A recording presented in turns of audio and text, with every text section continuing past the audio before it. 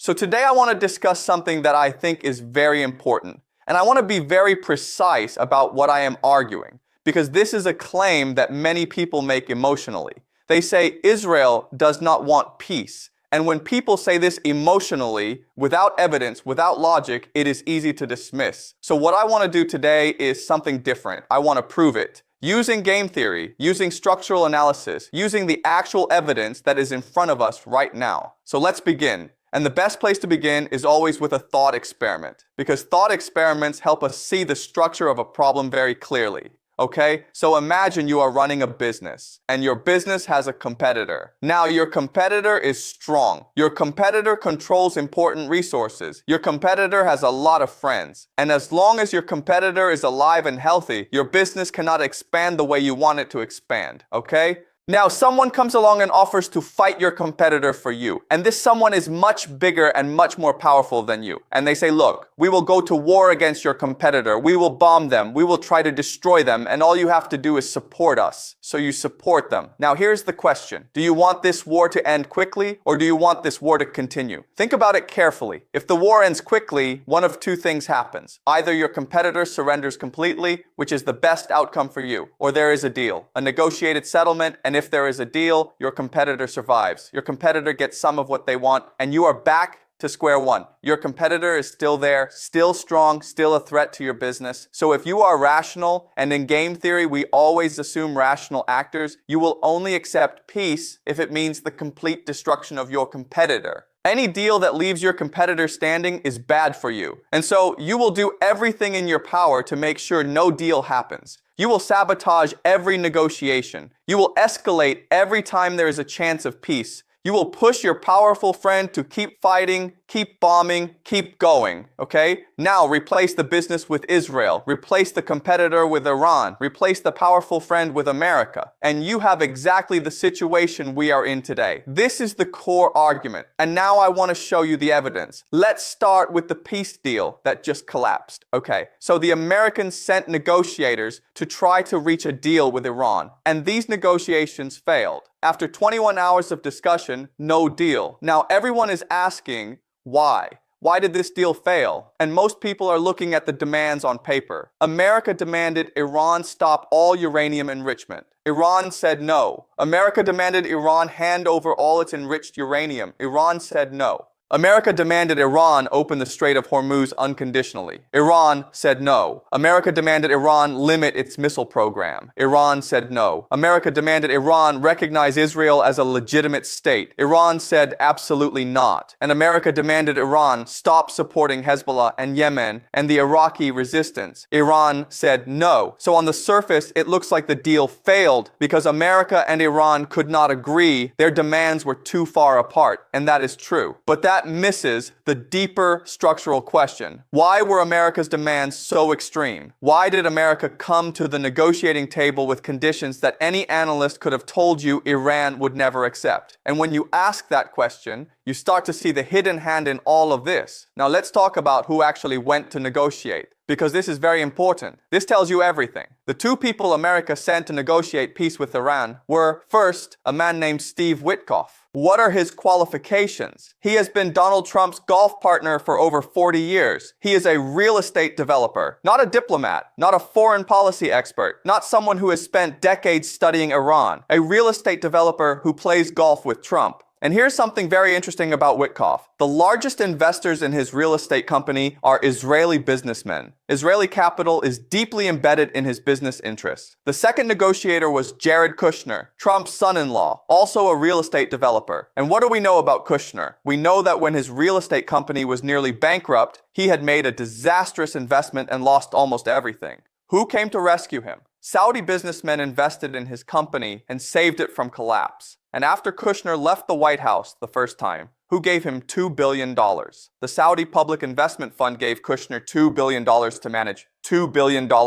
And Kushner himself had publicly suggested that Palestinians should be removed from Gaza so that the beachfront property could be developed. He literally looked at one of the most contested pieces of land in the world and saw a real estate opportunity. So let me ask you a simple question. If you were Iran and you looked across the negotiating table and you saw these two men, a golf partner with Israeli investors in his company, and a son-in-law who received $2 billion from Saudi Arabia and thinks Gaza should be a resort.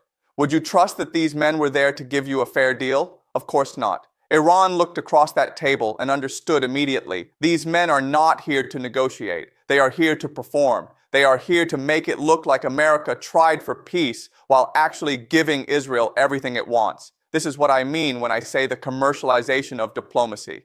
When your peace negotiators have personal financial ties to the side you are supposed to be negotiating against, there is no real negotiation. There is theater. Now let's go deeper, because the failed peace deal is just the most recent piece of evidence. I want to show you the pattern, because in predictive history, patterns are everything. Individual events can be coincidences, but when you see the same pattern repeated over and over and over again, that is not coincidence. That is structure. So let's look at the history. Go back to 2015. The JCPOA, the Joint Comprehensive Plan of Action. This was a nuclear deal between Iran and the world powers, America, Europe, Russia, China. Iran agreed to dramatically limit its nuclear program. In exchange, sanctions would be lifted. The deal was carefully negotiated. It was working. International inspectors confirmed Iran was complying. This was as close to a real peace deal as the Middle East had seen in decades. Who opposed it? Who fought against it with everything they had? Israel. Benjamin Netanyahu went to the American Congress, not his own parliament, the American Congress, and gave a speech against the deal. He stood up in front of American lawmakers and told them this deal was a catastrophe. He did everything he could to kill it. And then in 2018, Trump withdrew from the deal, and Iran's nuclear program, which had been frozen, began to advance again, and tensions escalated, and we ended up where we are today. Now ask yourself, if Israel had accepted the JCPOA, if Israel had said yes, this deal is good, let Iran have a limited nuclear program under strict inspection, what would have happened? Iran would have been reintegrated into the global economy. Its economy would have grown. Its people would have benefited. The pressure inside Iran to maintain an aggressive foreign policy would have decreased. Iran and the West would have built economic relationships. And over time, Iran would have become more moderate, more integrated, less of a threat. This is exactly what happened with China. In the 1970s, Nixon went to China, America made a deal with China, and yes, China became powerful. But it also became deeply integrated into the global economy. It became America's biggest trading partner. The relationship is complicated, but there is no hot war between America and China today, largely because of those economic ties. The same could have happened with Iran, and Israel knew this. Israel understood that a successfully implemented JCPOA would mean Iran survives, Iran grows, Iran becomes part of the international system, and Israel loses its ability to portray Iran as an existential monster that must be destroyed. So Israel killed the deal, not with bombs, with lobbying, with speeches, with political pressure on the American Congress and the American president. Now let's look at what happened just before this war started, because this is perhaps the most damning piece of evidence. Pay very close attention to this. A few hours before the Israelis struck Tehran and killed the supreme leader of Iran, the foreign minister of Oman appeared on television. Oman is a neutral country. It has historically served as a back channel between Iran and the West. And the Omani foreign minister announced publicly that Iran had already agreed to zero uranium enrichment, not reduced enrichment. Zero. Iran said, we will not enrich uranium at all, not even for civilian purposes, which had previously been Iran's absolute red line. Iran was willing to completely abandon uranium enrichment. Think about what that means. The official justification for this entire war, the reason America and Israel told the world they had to attack Iran, was Iran's nuclear program. Iran is going to build a nuclear bomb and we have to stop them. That was the story. That was the justification. And Iran had just offered to abandon its nuclear program entirely. And then, hours later, Israel struck Tehran anyway. If this war was about Iran's nuclear program, if that was genuinely the reason, then Iran's offer to completely abandon enrichment should have stopped the war. But it did not stop the war, because the war was never about the nuclear program. The nuclear program was the excuse. The real objective is something else entirely. And what is the real objective? The real objective is regime change, the complete destruction of the Islamic Republic of Iran as a functioning state and regional power. Because as long as Iran exists as a powerful state, as long as Iran controls the Strait of Hormuz, as long as Iran supports Hezbollah and the Palestinian resistance and the Houthis, Israel cannot achieve what I have previously called the Greater Israel Project. Iran is not part of that project geographically, but Iran is the main obstacle to achieving it. Because Iran is the one force in the Middle East that actively opposes Israeli expansion and American domination of the region. Okay, so now I want to use game theory more precisely, because I want you to understand this not just emotionally, but structurally. And in game theory, we always start by defining what each player actually wants. Not what they say they want, what they actually want, because those are very often different things. What does America say it wants? America says it wants peace, security, and a non-nuclear Iran. Okay, what does America actually want? America wants to maintain control of the Strait of Hormuz. America wants to maintain the petrodollar system, which requires stable Gulf states that sell oil in dollars and recycle those dollars back into American financial markets. America wants to prevent any single power from dominating the Eurasian landmass and the Middle East.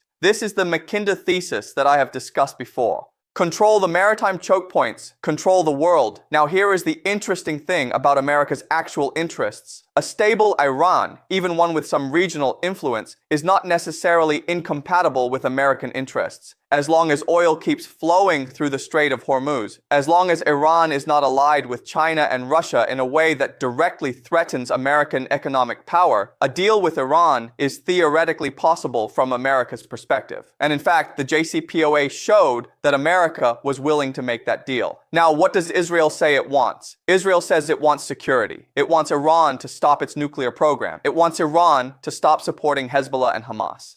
Okay, what does Israel actually want? Israel wants the complete elimination of any regional power that could challenge Israeli military and political dominance in the Middle East. Israel wants a Middle East where no country has the capability or the will to threaten Israeli expansion. And specifically, Israel wants the Palestinian question resolved permanently in Israel's favor, which requires removing Iranian support for Palestinian resistance. And here is the critical point. These goals are not achievable through negotiation. You cannot negotiate your way to regional dominance. You cannot make a deal that gives you permanent, unchallenged supremacy in an entire region. The only way to achieve these goals is through the destruction of your rivals, specifically the destruction of Iran as a powerful state. So when America's interests and Israel's interests diverge, when America is willing to make a deal with Iran and Israel is not, Israel does everything it can to sabotage that deal. We saw it in 2015 with the JCPOA, we saw it in the recent negotiations, and we will see it again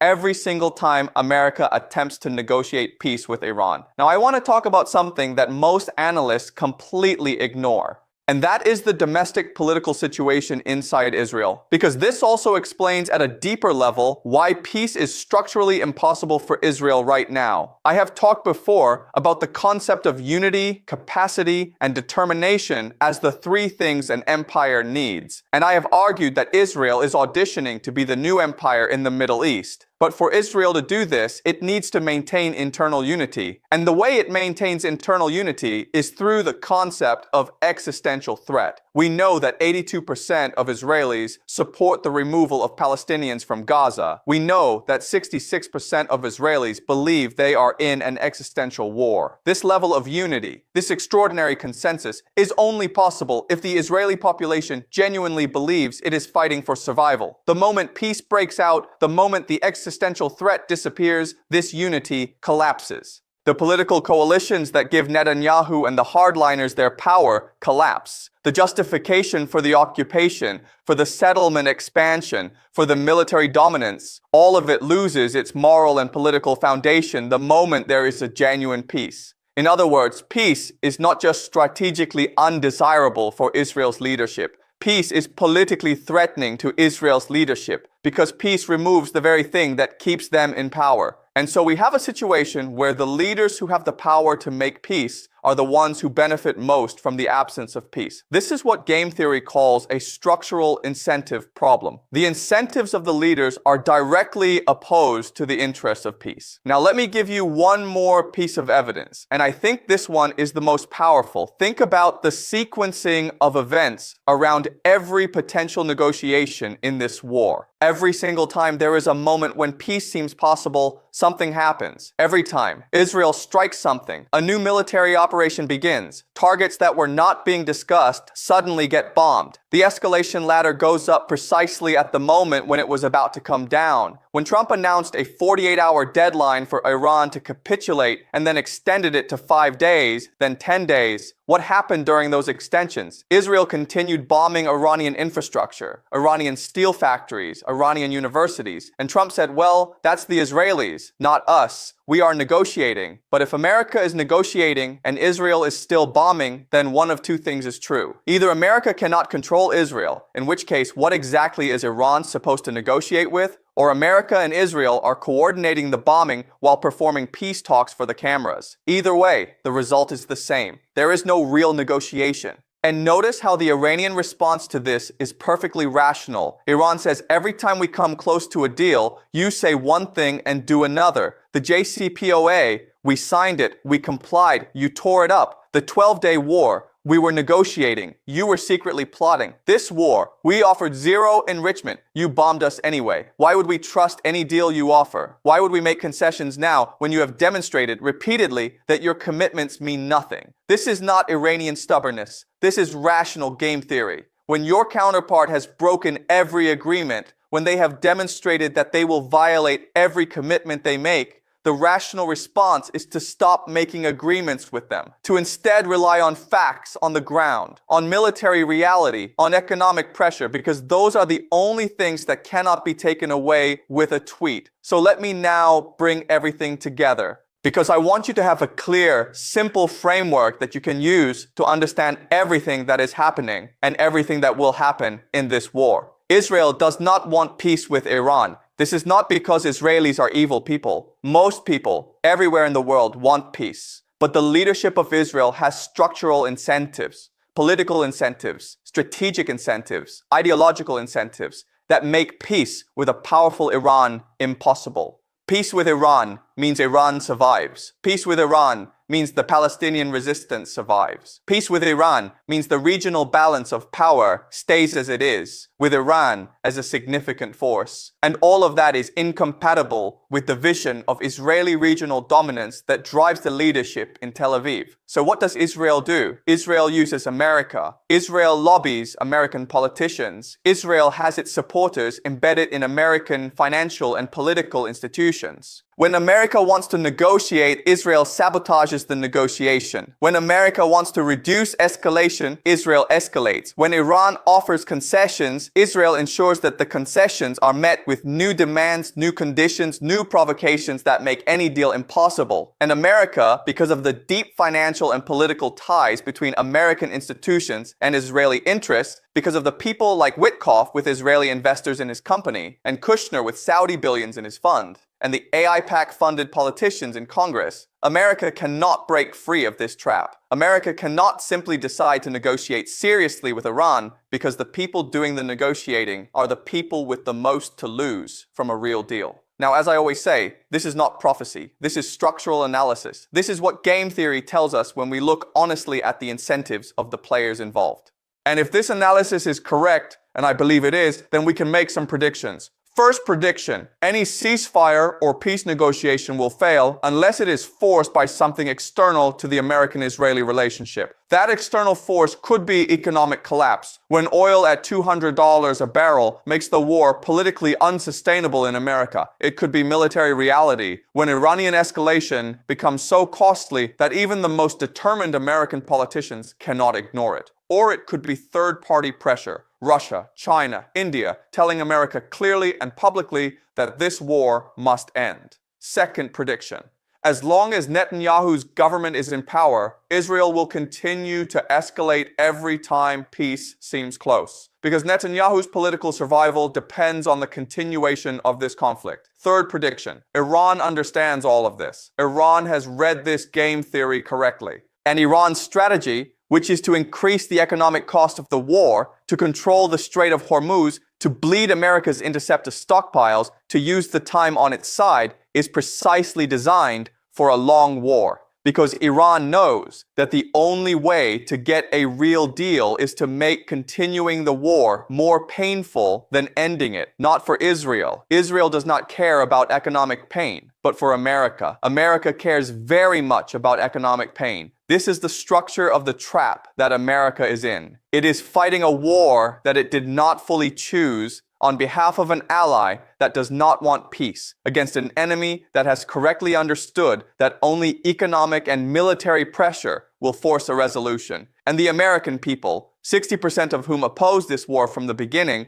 are paying the price. History has seen this before. Empires that fight wars on behalf of smaller allies, for the interests of those allies, at a cost that the empire cannot sustain. Rome fought many such wars. Britain fought many such wars, and in the end, those wars did not make the empires stronger. They made them weaker. They accelerated the decline that was already coming. America is not the first empire to walk into this kind of trap. And unfortunately, if history is any guide, it will not be the last. Okay, so that is my analysis for today. I want to be clear. This is intellectual speculation. This is a framework for thinking about what we are seeing. I am not saying this is definitely how things will go. I am saying this is the structure of the situation as I see it, using game theory and historical analysis. Keep your minds open. Question everything. Think for yourselves.